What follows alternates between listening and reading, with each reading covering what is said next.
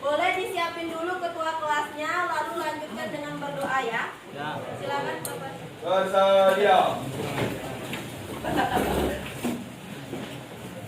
Beri salam kepada Ibu Guru. Assalamualaikum warahmatullahi wabarakatuh. Waalaikumsalam warahmatullahi wabarakatuh.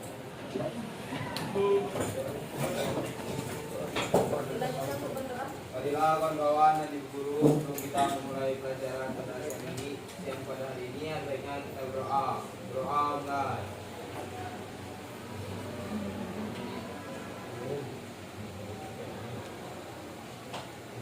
Berdoa selesai. Ini siapa aja nak? Al-Gaisan sama Fahri, Bu. Al-Gaisan sama Fahri. Kurang satu. Oke. Keterangannya apa? Sakit semua, Bu. Sakit semua. Oke. Baiklah anak-anak, sebelumnya Ibu ingin ada sebuah permainan juga. Ini untuk meningkatkan fokus kalian sebelum masuk kepada materi. Sebelumnya Ibu ada pertanyaan.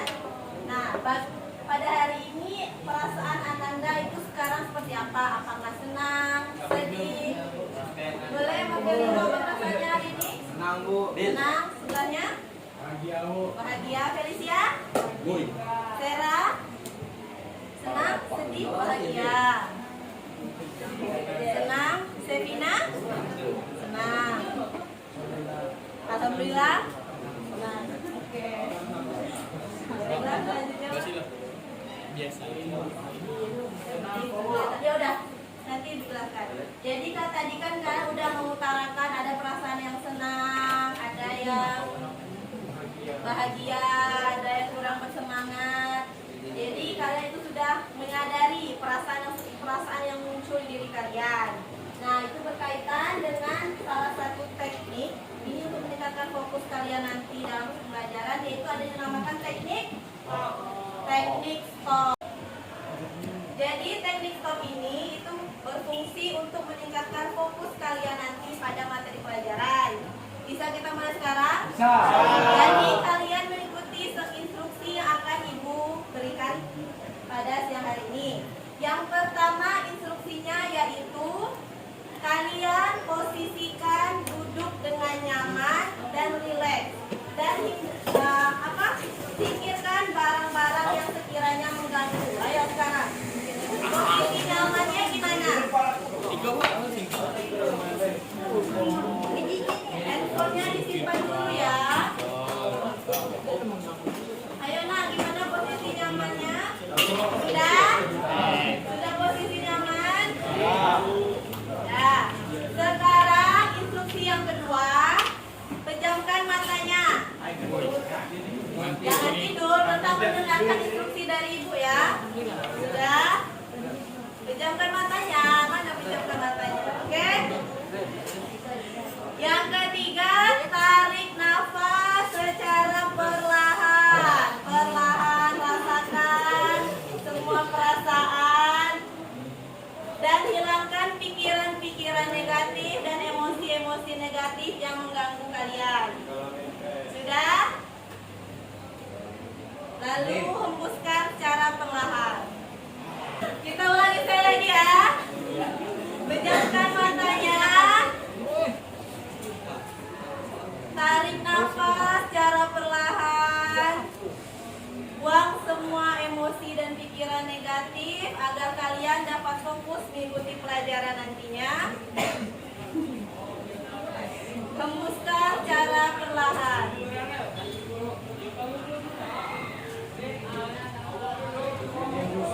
Sudah?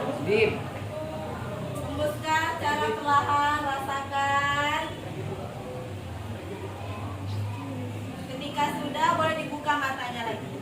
Oke. Gimana perasaannya? Sudah bisa lebih fokus?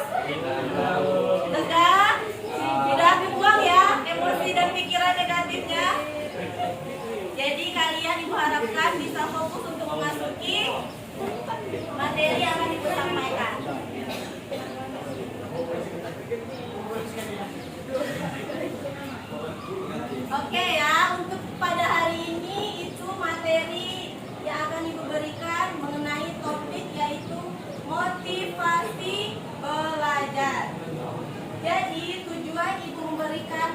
materi ini agar kalian dapat menemukan apa sih motivasi belajar kalian datang ke sekolah, dan juga kalian bisa memanfaatkan motivasi belajar kalian untuk mencapai cita-cita kalian nanti. Karena motivasi ini merupakan peranan yang sangat penting yang akan mendorong kalian untuk melakukan kegiatan dan mencapai sebuah tujuan.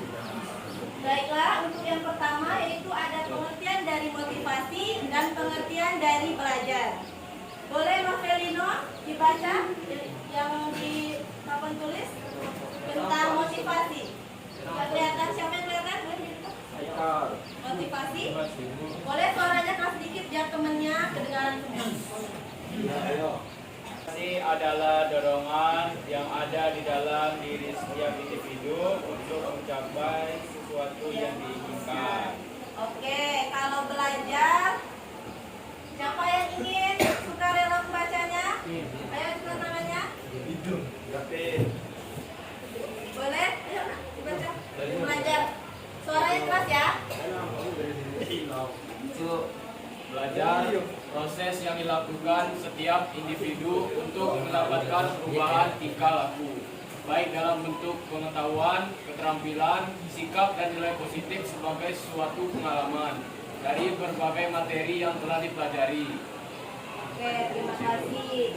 Di sini kan saya sudah melihat ya pengertian motivasinya itu sebuah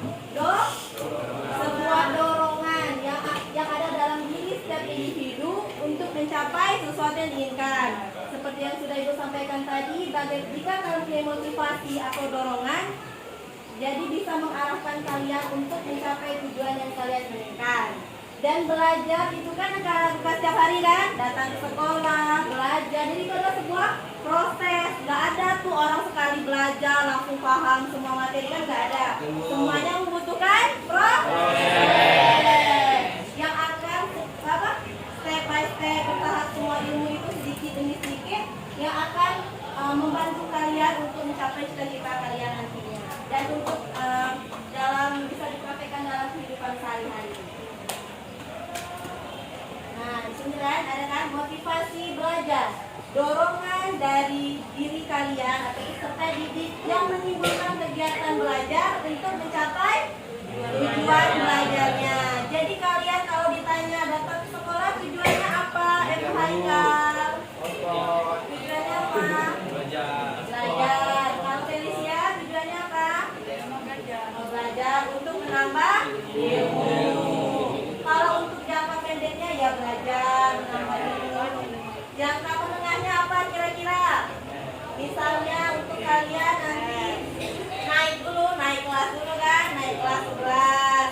Untuk jangka panjangnya nanti kalian lulus tepat waktu dan bisa merencanakan karir kalian nanti ke depannya. Seperti itu. Nah, di sini ada jenis-jenis motivasi belajar. Yang pertama ada apa? Intrinsik dan motivasi belajar ekstrinsik. Kalau motivasi belajar intrinsik ada yang tahu? Dari dalam? Dari contohnya gimana? Ada yang tahu nggak? Gimana? Niat ingin belajar tuh. Gimana? Suaranya saya dikit. Niat ingin belajar. Belajar dari dalam diri sendiri untuk mencapai tujuan. Oke. Selanjutnya yaitu motivasi belajar ekstrinsik, yaitu dorongan dari luar atau lingkungan sekolah, misalnya teman kalian ataupun guru, untuk memotivasi kalian agar mencapai tujuan dalam belajar. Selanjutnya yaitu Ibu ada informasi atau materi mengenai cara meningkatkan motivasi belajar. Kan banyak tuh dari kalian yang tahu nih, yang belum tahu apa sih motivasi dalam diri kalian itu, apakah motivasi intrinsik atau ekstrinsik, dan cara menimbulkan motivasi dari dalam diri kalian. Nah, di sini Ibu ada beberapa cara. Yang pertama yaitu tetapkan tujuan belajar kalian. Jadi kalian itu harus punya tujuan. Misalnya untuk jangka pendeknya, untuk tugas minggu depan sudah dirincikan apa aja sih yang harus dikumpulkan agar tujuan belajar kalian itu jelas dan terarah. Jadi kalian nggak bingung lagi nih, apa ya tugasnya besok, apa ya yang dikerjakan nantinya. Kalau kalian udah punya tujuan. Selanjutnya itu membuat jadwal belajar. Nah, siapa di sini yang kalau malam suka mengulang materi yang sudah dipelajari di sekolah? Gimana? Pada jam berapa misalnya kalau itu? Setelah sholat isya. Berapa lama? 15 menit, 20 menit? Paling lama sejam. Nah, ini ada satu jadi dia itu setiap hari walaupun nggak lama tapi dia itu suka mereview materi yang sudah dipelajari di sekolah nanti. Gunanya untuk apa? Agar kalian itu bisa memahami lebih dalam lagi mengenai materi yang sudah dipelajari di sekolah. Yang selanjutnya yaitu tentukan gaya belajar. Siapa di sini yang udah tahu gaya belajarnya apa? Ada yang visual, ada yang audio, ada yang audio visual. Ada kan orang yang suka belajar yang lihat gambar baru dia paham. Gimana Felicia? Audio visual. Jadi suka mendengarkan dan melihat gambar ya. Ada orang kan yang suka membaca saja, ada orang yang visual. Nah, jadi ini mempengaruhi kalian untuk menumbuhkan motivasi. Yang selanjutnya yaitu istirahat yang cukup. Siapa yang suka begadang kalau malam? Nah, ayo siapa? Biasanya kalau main game. Nah, kalian itu harus tahu batasan-batasan kalian ketika belajar, ada jamnya. Ketika main handphone atau bermain game online, agar kalian itu mempunyai waktu tidur yang cukup. Berapa jam waktu tidur? 8 jam. Nah, 8 jam satu harinya. Oke. Jika kalian punya tidur yang cukup, maka itu akan mempengaruhi kualitas kalian saat belajar. Kalau kalian begadang, nanti datang ke sekolah pasti ngantuk, lesu, nggak semangat. Baru jam pertama aja udah lesu kan. Tapi kalau orang punya tidur yang cukup, nanti waktu bangun pagi dia akan fresh, bersemangat dan siap untuk mengikuti pelajaran di sekolah. Oke, yang selanjutnya yaitu ciptakan suasana belajar yang nyaman. Siapa yang kalau belajar sukanya menyendiri atau suka berkelompok? Sendiri. Misalnya ada orang yang belajar sambil menyiapkan cemilan, gitu kan ada ya? Nah, jadi kalian harus menciptakan suasana belajar yang nyaman, yang bisa membuat proses belajar kalian itu menyenangkan. Paham ya anak-anak? Paham. Oke, yang terakhir yaitu memberikan self reward terhadap diri sendiri setelah melakukan aktivitas belajar. Jadi kalian itu juga penting. Self reward ini adalah bagian dari menghargai diri sendiri. Sekarang melakukan waktu yang santai atau bersama keluarga. Gunanya apa? Agar kalian itu bisa merefreshkan kembali pikiran-pikiran nantinya untuk materi yang selanjutnya. Oke, baiklah anak-anak, itu saja materi yang dapat Ibu sampaikan. Tadi mengenai motivasi belajar, ada jenis-jenis motivasi dan cara meningkatkan motivasi belajar. Oke, Ibu harap kalian tadi sudah ada yang didapatkan sedikit banyaknya mengenai materi ini. Selanjutnya Ibu ingin membagi kalian dalam 6 kelompok untuk membahas sebuah kasus. Nah, jadi tadi siapa yang perhatikan pasti bisa menjawab soal ini. Oke, bisa dihitung dari Gavi, jadi 1, 2, 3, 4, 5, 6 sampai 8. Jadi yang kelompok nomor 1 kelompoknya sama nomor 1, yang nomor 2 kelompoknya sama nomor 2 dan seterusnya. Diingat ya nomornya ya, oke? 1, 3, 3.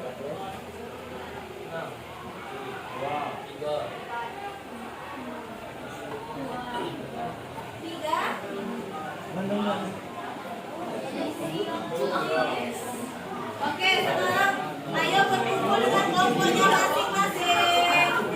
Kelompok 1 siapa?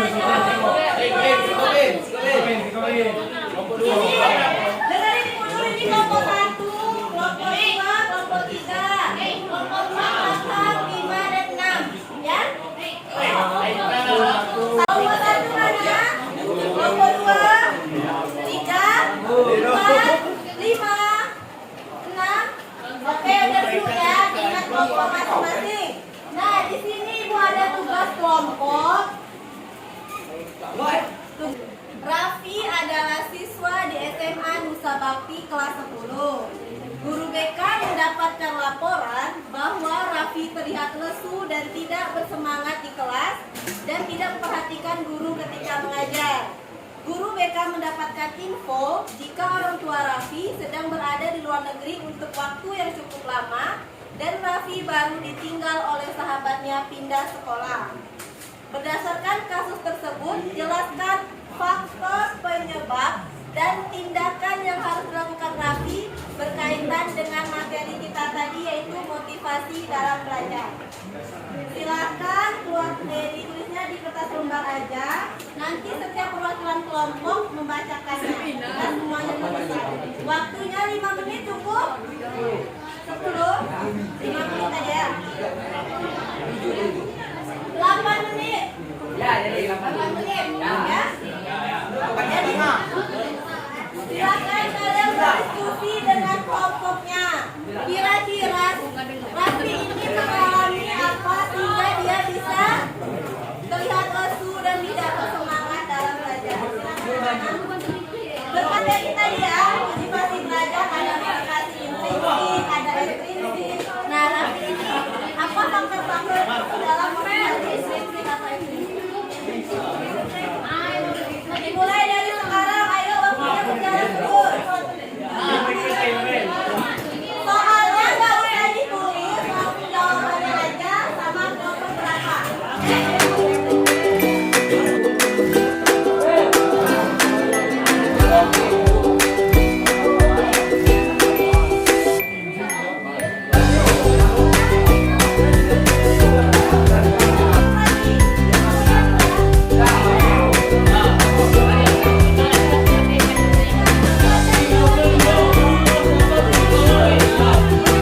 anak-anak, sudah selesai diskusinya? Oke, Ibu minta setiap kelompok perwakilan untuk menyampaikan hasil diskusi. Siapa yang ingin duluan kelompoknya? Kelompok satu duluan ya. urutan aja, Bu. Oke, urutan aja, ya udah. Ayo, silakan.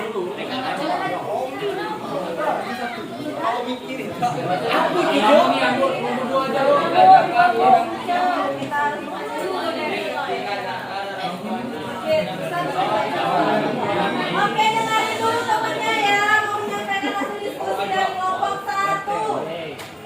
Faktor menyebabkan yaitu faktor ekstrinsik, tindakan yang harus dilakukan agar Raffi bersemangat lagi yaitu bergabung dengan organisasi yang ada di sekolah agar bisa berbaur dengan orang lain dan mungkin bisa dapat sahabat baru.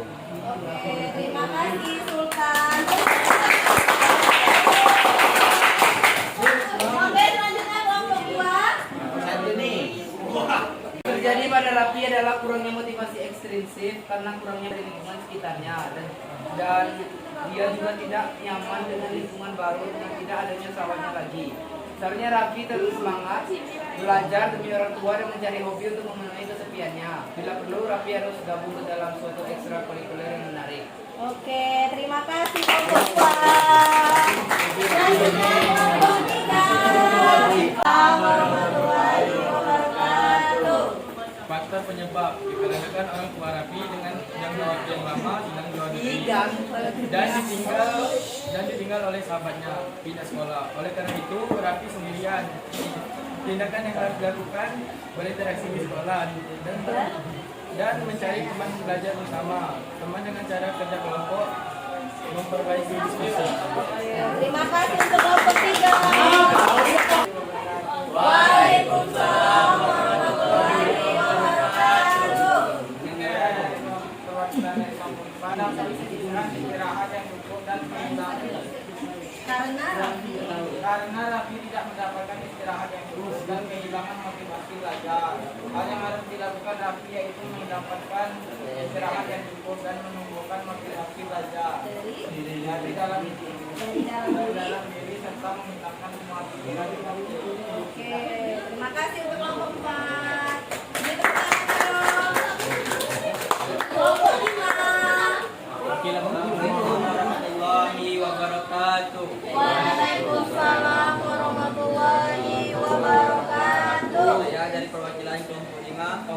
menyampaikan hasil diskusi kami, yaitu faktor penyebab perilaku Raffi yang terlihat lelah dan tidak bersemangat kelas adalah kehadiran orang tua yang minim dan pergantian sahabat serta pindah sekolah. Tindakan yang harus dilakukan termasuk konseling, komunikasi dengan orang tua, pengembangan keterlibatan sosial, memberikan bimbingan dan motivasi, serta monitoring progres secara teratur. Oke, terima kasih untuk kelompok 5. Yang terakhir kelompok 6. Assalamualaikum warahmatullahi wabarakatuh. Waalaikumsalam warahmatullahi wabarakatuh. Saya Bunga dari kelompok 6 ingin membacakan diskusi tentang faktor referensi seharusnya Raffi mengikuti ekskul di sekolahnya atau mengikuti organisasi agar Raffi mempunyai teman baru dan tetap bersemangat. Oke, terima kasih untuk kelompok 6. Baiklah anak-anak, setelah kalian tadi berdiskusi mengenai sebuah kasus kan tentang Raffi tadi, terlihat lesu, tidak bersemangat. Ternyata ada faktor penyebab. Nah, ada motivasi ekstrinsiknya berkaitan dengan sahabatnya yang tidak sekolah. Nah, ada juga faktor dari orang tua yang keberadaannya jauh. Jadi faktor-faktor tersebut dapat mempengaruhi seseorang individu atau Raffi tadi mengenai motivasi belajarnya. Jadi dalam motivasi belajar ini, motivasi dari dalam diri kalian ini merupakan faktor utamanya. Jadi kalian harus menumbuhkan motivasi dalam diri kalian sendiri. Kalau faktor ekstrinsik itu sebagai faktor pendukungnya. Kalau motivasi intrinsik kalian sudah kuat, maka kalian akan misalnya sahabat kalian pindah sekolah ataupun ada faktor yang lainnya, kalian akan tetap bersemangat dalam belajar untuk mencapai tujuan belajar kalian. Oke, di sini ada yang mau menyimpulkan mengenai kasus Raffi tadi atau kesimpulan mengenai materi yang udah Ibu sampaikan? Siapa ayo? Dan Gavin? Felicia? Simpulan?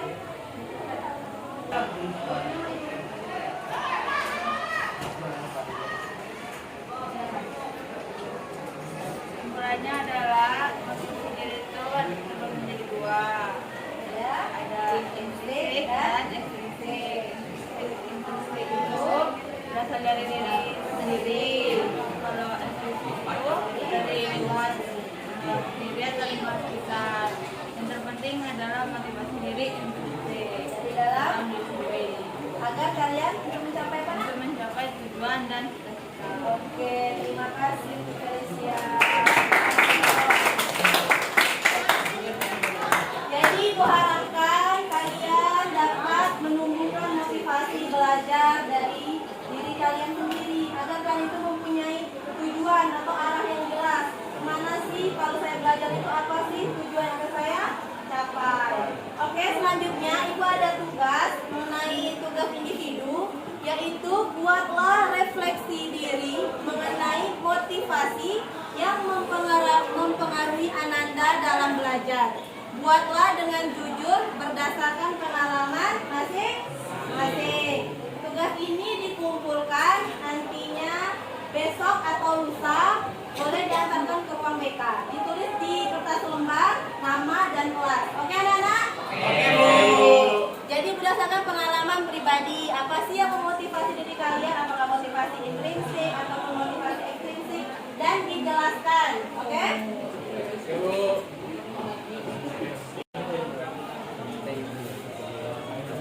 Oke anak-anak, sebelum Ibu mengakhiri kegiatan kita pada hari ini, Ibu ada sebuah poster mengenai belajar dan motivasi, yaitu belajar bukan tentang hanya pergi ke sekolah dan mendapatkan nilai, tetapi tentang pengalaman dan ilmu yang kalian dapatkan. Jadi Ibu harapkan kalian itu datang ke sekolah mempunyai tujuan yang jelas agar kalian dapat merencanakan karir dan menggapai cita-cita kalian. Baiklah, itu saja penyampaian materi dari Ibu. Ibu harapkan kalian dapat mengumpulkan tugas kumpulkan dulu dengan ketua kelas, nanti baru ketua